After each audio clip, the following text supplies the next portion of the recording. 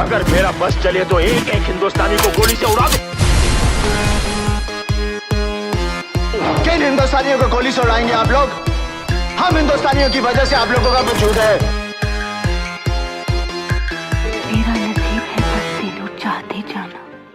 Hello दोस्तों, मैं हूं प्रकाश विश्वकर्मा। स्वागत है आप सभी का पॉलीग्राफ स्टूडियोज में। 15 अगस्त 1947 को देश आजाद हो चुका है। अब भारत और पाकिस्तान नाम के दो अलग देश बन चुके हैं। विभाजन की आग में देश अब भी जल रहा है। पाकिस्तान से हिंदुओं को भगाया जा रहा है तो भारत में मुसलमानों को लेकर कुछ लोगों में आक्रोश है। सितंबर 1947 की शाम का वक्त है। बर्मा में माउंटबेटन की फौज के लिए लड़ चुका 55 साल का एक सिख बूटा सिंह अपने खेत में कुछ काम कर रहा है। तभी पीछे से एक लड़की की चीखती हुई आवाज सुनाई देती है। कुछ नौजवान उसका पीछा कर रहे होते हैं। वो लड़की भागती हुई बूटा सिंह के कदमों में गिरकर जान बचाने की गुहार लगाती है। बूटा सिंह लड़की को शरण देने का फैसला करता है, लेकिन नौजवान इसके बदले में उससे पैसे की मांग करते हैं। आखिरकार 1500 रुपए में सौदा पक्का हुआ और लड़की 55 साल के कवारे बूटा सिंह को मिल गई। हालांकि 1500 रुपए की ये रकम उस जमाने के हिसाब से काफी बड़ी रकम थी, क्योंकि सितंबर 1947 में 10 ग्राम सोने की कीमत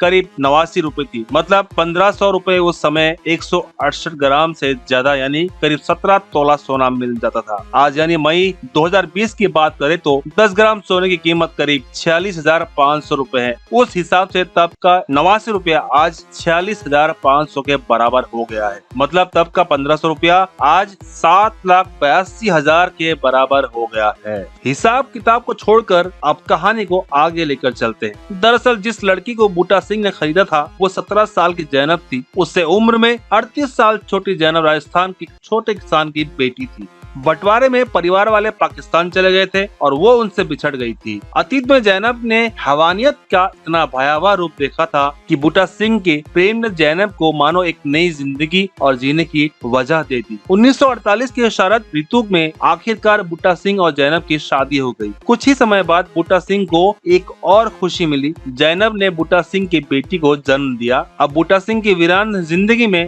मानो सब कुछ था, लेकिन ये खुशी ज्यादा देर तक रहने वाली नहीं थी, क्योंकि दुखों का एक लंबा दौर अब शुरू होने वाला था। बूटा सिंह की खुशियों पर किसी की नजर लग गई। दरअसल शादी के 11 महीने बाद बूटा सिंह को बेटी हुई, जिसका नाम उसने तनवीर रखा। लेकिन बूटा सिंह की जायदाद पर नजर गड़ाए बैठे उसके भतीजों को ये बात कहाँ रास आनी थी कि उसका कोई वारिस आ जाए और वो बेचारे उसके जायदाद से बेदखल हो जाए। फिर क्या था, जैनब की खबर रिफ्यूजी कैंप में दे दी गई। दरअसल उन दिनों कई ऐसे कैंप बनाए गए थे जिसमें पाकिस्तान गए परिवार से बिछड़ गए लोगों को रखा जाता था। फिर उनके परिवार वालों का पता लगाकर उसे उसके परिवार के पास भेज दिया जाता था। बस जैनब की खबर भी अधिकारियों को लगी और वो एक दिन बूटा सिंह के घर आ धमके। काफी मिन्नतों के बाद भी अधिकारी नहीं माने और जैनब को रिफ्यूजी कैंप ले गए। रिफ्यूजी कैंप में जैनब और बूटा सिंह की आखिरी मुलाकात। जैनब करीब 6 महीने रिफ्यूजी कैंप में रही। इस दौरान बूटा रोज उससे मिलने जाता। सब कुछ ठीक हो जाने की उम्मीद के साथ दोनों घंटों बैठकर बातें करते,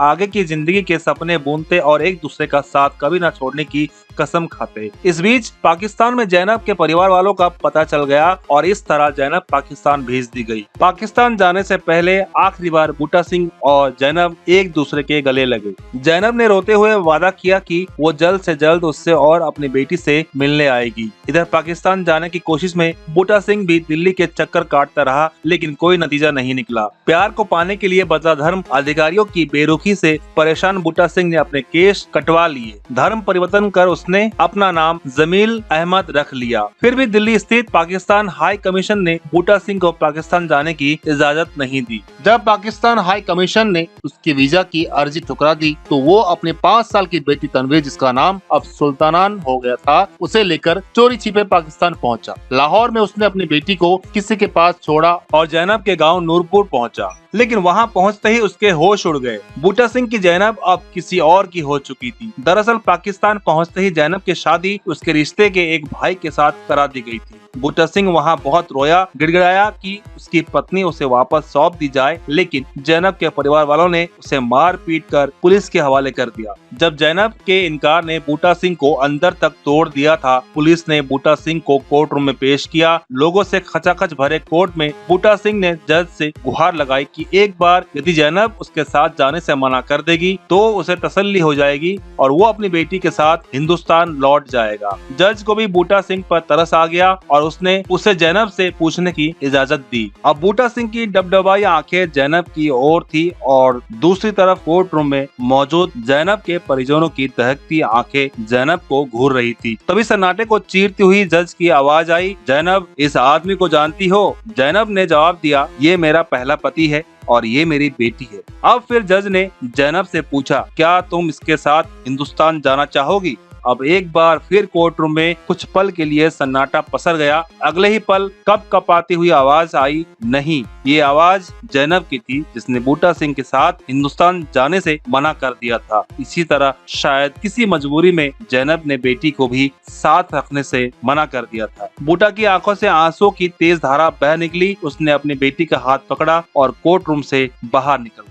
दोस्तों, हमने आपको बताया कि 2001 में आई सनी देओल और अमीषा पटेल अभिनीत गदर एक प्रेम कथा लगभग सभी ने देखी होगी। तो चलिए गदर एक प्रेम कथा की असली कहानी जानते हैं, क्योंकि हर बॉलीवुड फिल्मों की तरह इस प्रेम कहानी में हैप्पी एंडिंग नहीं बल्कि बेहद दर्दनाक अंत होता है। आपको बता दें, ये असल कहानी है गदर फिल्म की। अब कहा जा रहा है कि बहुत जल्द गदर 2 भी आपको देखने को मिल सकेगी। तो दोस्तों, आज के लिए इस वीडियो का यहीं पे करते हैं अंत। अगर वीडियो अच्छी लगी तो लाइक, शेयर, कमेंट करना ना भूलें और चैनल को सब्सक्राइब करना ना भूलें। तब तक के लिए टाटा बाय बाय, मिलते हैं अगले वीडियो में।